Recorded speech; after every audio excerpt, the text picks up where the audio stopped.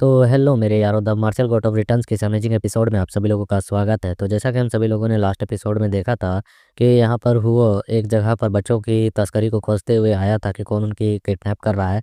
तभी उसे वहाँ पर एक ओल्ड मैन मिला था और उसे देखने के साथ हुआ ने किया था, ये क्या, ये तो रिचुअल प्रीस्ट है। बट हम उस प्रीस्ट को देखते हैं जो यहाँ पर एक बड़ा सा हल्क सा मोस्टर में खुद को कन्वर्ट कर लिया था। हंसते हुए कहा था कि अपने शरीर को मुझे जांच करने दो कि इसका सही इस्तेमाल मैं किस तरीके से कर सकता हूँ। और हम देखते हैं इसे बढ़ते हुए ये लोग हैरानी से देख रहे थे। वो मतलब कि जे देख रहा था, बट वो शांति से उसे देख रहा था। और इस एपिसोड की शुरुआत में हम लोगों का सीन थोड़ा सा कुछ समय मतलब पीछे जाता है, जब यहाँ पर जे ट्रेनिंग किया करता था और वह यहाँ पर हॉर्स स्टांस में बैठकर इन दो लोगों को आपस में लड़ते हुए देख रहा था। और इसे यहाँ पर इस तरीके से डीमन एम्परर दोहाक ने इसे बैठाया था ताकि यह लोअर बॉडी को थोड़ा स्ट्रॉन्ग कर सके।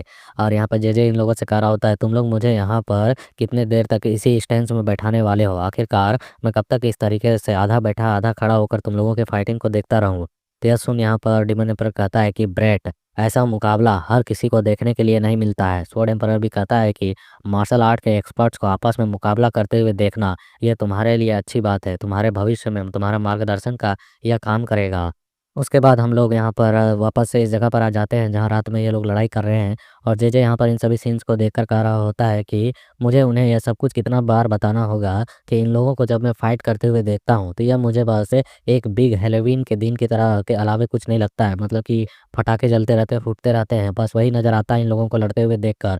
और वो यहाँ हुओं को लड़ते हुए देखकर यही महसूस कर रहा होता है। और वह कहता है कि अगर मुझे यहाँ पर इन लोगों को लड़ते हुए कुछ दिखाई नहीं देगा कि ये लोग कौन सा स्टैंस ले रहे हैं, किस तरीके से कोहनी मार रहे हैं, किस तरीके से कब लात चला रहे हैं, तो मैं इनसे सीख ही क्या पाऊँगा? मुझे बस यहाँ पर चिंगारियों के अलावे कुछ नज़र ही नहीं आता है।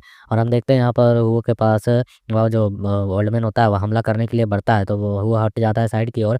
तो उसका हाथ वहाँ पर एक टहनी पर जाता है, जिसे वह अपने मुट्ठी से सिकोड़ देता है पूरे कसकर दबाकर। और फिर उसे वह पीछे की ओर फेंकते हुए आगे की ओर बढ़कर फिर से हुओ पर हमला करने के लिए जाता है। और हम देखते हैं वो फिर से साइड की ओर हटते हुए उसके अटैक्स को बचता है और उसके कंधे पर, उसके छाती पर एक जोरदार साइड के एरिया की ओर एक फिस्ट मार देता है, जिसकी वजह से वह ओल्ड मैन वापस पीछे की ओर खिसटा जाता है और एक जगह पर रुक जाता है। और वह कहता है कि तुम काफ़ी अच्छे हो फाइटिंग में, लेकिन, और हम तभी देखते हैं कि यहाँ पर हुआ वो कुछ से वो कुछ का कुछ कर पाता, उससे पहले हुआ इसके पीछे पहुंच जाता है। और यह पलटकर जैसे ही इसे सेंस कर पाता और पीछे बचने के लिए हटता है, तब तक हुआ का एक जोरदार पंच इसके छाती पर लग चुका होता है फिर से।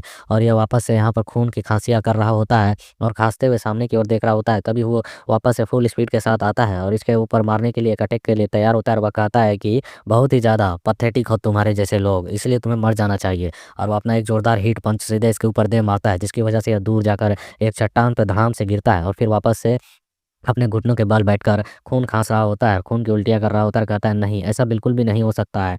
और वह फिर वापस से खुद को संभालने के लिए खड़ा होता है। तभी इसके पीठ पर एक बार फिर से एक अटैक आकर दूर से आकर लगता है, जिसकी वजह से वो वापस ज़मीन पर घुटने के बल बैठ जाता है, खड़ा नहीं हो पाता है और फिर से खून की उल्टियाँ करने लगता है।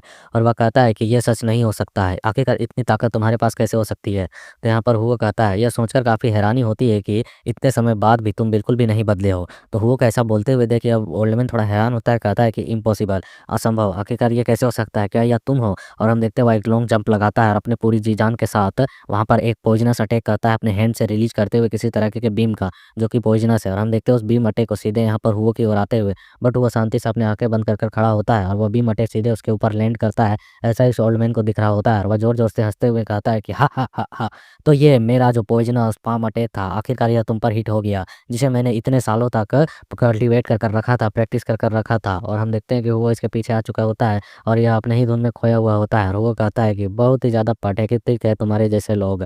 और वो अपने हैंड अटैक के साथ ही उसके एक हाथ को सीधे वहीं पर काट देता है, जिस हाथ से उसने अटैक किया था। जैसे ही उसका हाथ कटता है तो वह जोर-जोर से चिल्लाने लगता है और उफ उफ करके कहने लगता है, माय यार, मेरी हाथ। और हम देखते हुए वो कहता है कि मुझे लगा था कि तुम अब तक मर गए होगे, लेकिन तुम्हारे हाथ काटने के बाद यह पता चल रहा है कि तुम अभी भी जिंदा घोस्ट नहीं बने हुए हो प्रीस्ट। और हम देखते हैं इसको ऐसे बोलते हुए देख ये बंदा यहाँ पर कहता है कि यह कैसे है, यह सच नहीं हो सकता है, आखिरकार तुम बिल्कुल भी वह व्यक्ति कैसे हो सकते हो, तुम बिल्कुल भी क्यों नहीं बदले, तुम्हारी बॉडी बिल्कुल उसी तरीके से कैसे हो सकती है, उसी फॉर्म में कैसे मौजूद हो सकती है, आखिरकार अल्टीमेट डिवाइन डीमन तुम यहाँ पर इस तरीके से कैसे अपीयर हो सकते हो। और हम देखते हैं यहाँ पर वो उसे घूर कर देखते हुए कहता है, तो आखिरकार तुमने मुझे पहचान लिया, लेकिन इसका अब कोई फ़ायदा नहीं है। तो हम देखते हैं यहाँ पर ये खड़ा होते हुए कहता है कि यह कोई आरोहण अनुष्ठान तो नहीं है। हज़ार साल के बाद भी आखिरकार तुम्हारी बॉडी बिल्कुल पहले जैसी है। आखिरकार तुम्हें यहाँ पर किसने अपीयर किया? तुम यहाँ पर किस तरीके से रिलीज़ हुए वापस आखिरकार इस दुनिया में तुम आए तो आए कैसे? यह बिल्कुल भी पॉसिबल नहीं होना चाहिए था। तो हुगो यहाँ पर कहता है कि तुम कह रहे हो यहाँ पर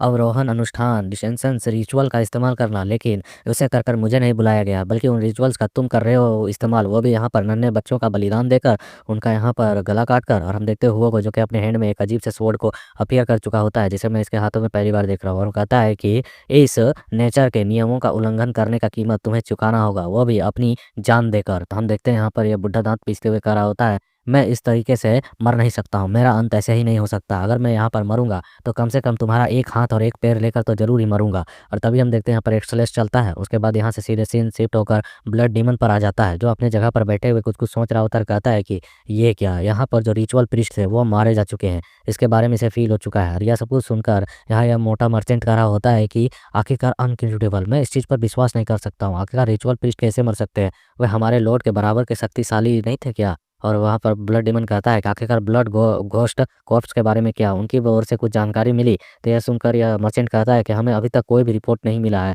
उनसे हमारा संपर्क नहीं हो पाया है। तो यह सुन यह ब्लड डीमन अपना माथा पकड़ लेता है और कहता है कि अल्टीमेट डिवाइन डीमन वह तो बीजिंग में मौजूद था ना, आखिरकार ये चीज़ें कौन कर रहा है और कैसे कर रहा है?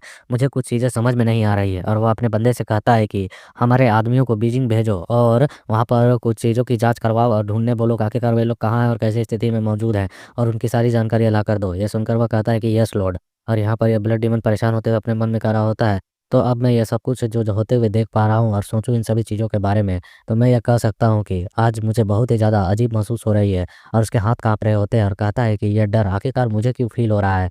हज़ार वर्षों तक वह कमीना सोया हुआ था और तब तक मैंने अपनी आधी से अधिक शक्ति हासिल कर ली। मैंने अपनी इतनी ज़्यादा पावर को बढ़ा लिया है। इसके बावजूद भी मुझे यहाँ पर डर का एहसास हो रहा है। क्या तुम सचमुच में डर रहे हो? वो अपने आप से कह रहा होता है और कहता है कि मुझे यहाँ पर हार नहीं माननी चाहिए। मैं किसी भी तरीके से उससे हार नहीं सकता हूँ। क्या वह यह सोचता है कि वह मुझे हरा देगा? नहीं, यह बिल्कुल भी पॉसिबल नहीं है। मैं उससे हार नहीं सकता हूँ। और क्योंकि इसके लगातार मोहरे जो हैं इतने सालों से सेटअप करके रखा है वो मारे जा रहे हैं, तो इसे भी थोड़ा-सा अजीब फ़ील हो रहा है। और फिर हमारा देखते हैं यहाँ से सीन शिफ्ट हो जाता है और यहाँ पर उसी जगह पर आता है जहाँ पर वो लोग मौजूद थे, जिस सिटी से बच्चे गायब हो रहे थे। और वहाँ पर कोई कह रहा होता है, मैजेस्टी आप तो सचमुच अमेजिंग है। आखिरकार आप जहाँ भी जाते हैं सभी समस्या सॉल्व हो जाती हैं। और वो लोग चीयर्स कर रहे होते, कहते मुझे पता था कि आपसे यह हो जाएगा। आप आखिरकार गायब हुए बच्चों को खोज कर ले ही आएँगे। और हम देखते हैं कि यहाँ पर उसके साथ-साथ कुछ बच्चे भी चल रहे थे, जिसे उस ओल्ड मैन ने कैप्चर कर रखा था। और यह सब कुछ सुनकर यहाँ पर जो ये मैजेस्टी कह रहा होता है, मैंने तो बस वही किया जो मुझे करना चाहिए था। मैंने वैसा भी कुछ ख़ास किया नहीं है। और हम देखते हैं कि उसके ऐसे जय-जयकार लगते हुए देख यहाँ पर जो जेजे के साथ वो वेट्रेस गर्ल थी वह कहती है, वह तो सचमुच में हद से ज़्यादा बेशर्म है। उसने कुछ किया ना धरा फिर भी सारा इनाम खुद ले रहा है। फिर हम देखते हैं इधर जेजे कहता है वो से कि आखिर क्या सचमुच में हम इन सभी बातों को यूँ ही छोड़ देंगे और ऐसे ही चले जाएँगे? आपको कम से कम इनाम तो ले लेना चाहिए। तो यहाँ वो कहता है कि हम यू यांग वापस लौटते समय इन सभी चीज़ों के बारे में बात करेंगे और उसे ले लेंगे। फिलहाल अभी हमें यहाँ से आगे की ओर जाना है। तो फिर यहाँ पर जेजे कहता है आखिरकार हम माउंट चांगबाई क्यों जा रहे हैं? आप वहाँ क्यों जाना चाहते हैं? तो यहाँ पर वो कहता है क्योंकि मुझे वहाँ पर जाकर एक घोस्ट पकड़ना है। तो जेजे कहता है व्हाट? क्या कर रहे हो? और वह यहाँ पर जाकर हुओ के सीरियसली फेस को, उसके माथे को चेक करते हुए, उसके सर को चेक करते हुए कहता है, तुम्हें कहीं बुखार तो नहीं हुआ है ना? आखिरकार तुम घोस्ट पकड़ने की बात कर रहे हो। तो हम देखते हैं इसके सर पर एक टपली पड़ चुकी होती है। यह देखकर वेट्रेस कहती है कि तुम सचमुच में मार खाने के योग्य ही हो, ऐसे ही हरकतें करते हो। तो यहाँ पर जेजे कहता है अरे यार मैंने क्या किया? उसी ने तो कहा उसे भूत पकड़ना है। आखिर कोई कोई भूत को कैसे पकड़ सकता है? तो हम देखते हैं यहाँ पर वो कहता है कि जिसे मर जाना चाहिए था, अगर वह अभी तक ज़िंदा है, तो वह भूत नहीं तो क्या है? तो यहाँ जेजे कहता है, ये किस तरीके का बकवास है? आखिरकार इसका सेंस क्या हुआ? इसका क्या मतलब बना? तो हम देखते हैं जेजे के सर के ऊपर एक और टपली मर चुकी होती है, एक और आलू उग गया होता है और वह कहता है, ठीक है, मैं मानता हूँ। तो हम देखते हैं वेट्रेस कहती है, तुम इतने आखिरकार दिमाग से धीमे कैसे हो? तुम्हारे साथ यही होना चाहिए। और इसके इसी सीन के साथ यहाँ पर ये छोटा-सा चैप्टर कंप्लीट होता है। Next chapter next week. तब तक के लिए थोड़ा like, share, comment and your support.